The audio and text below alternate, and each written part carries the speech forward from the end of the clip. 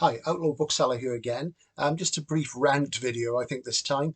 The English language is a beautiful thing, and we're always told that languages evolve and move on. And that's very true, and that's partly what makes languages beautiful. But at the same time, things get lost. As Orwell wrote in 1984, of course, he created Newspeak for 1984, in which words are conflated and simplified and destroyed to limit the range of thought.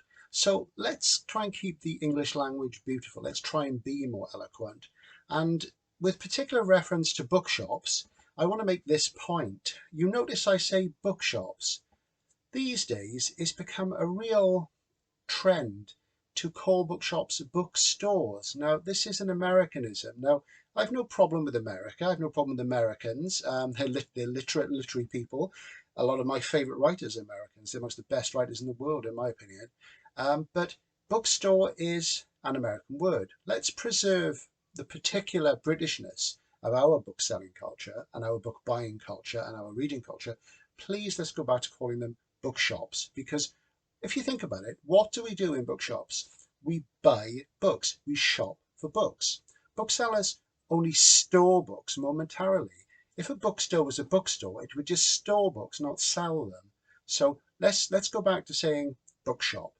I know it sounds pedantic. I know it sounds silly, but if we can preserve these little cultural differences in our language, it enriches the language. It makes the language more expressive and more useful, because the wider vocabulary we have, the more useful it is.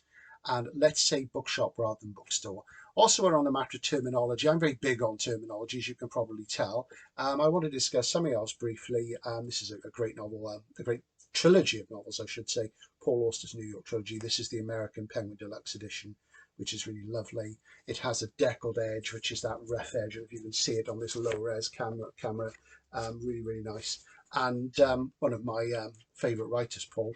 And what you've got here is, you notice that flap there? There's become a real tendency for people, even in publishing, to call these French flaps or paperbacks, or, or just flaps. You'll read in the publisher's catalogue, it'll say paperback with flaps. That's not correct. The correct terminology is a paperback in wraps. Paperback in wraps, to suggest a dust wrapper. Now, I don't use the term dust wrapper, funnily enough.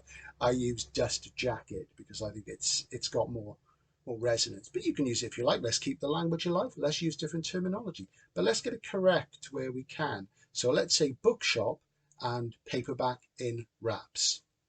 Sad but true, I know. But these things keep me entertained. See you later.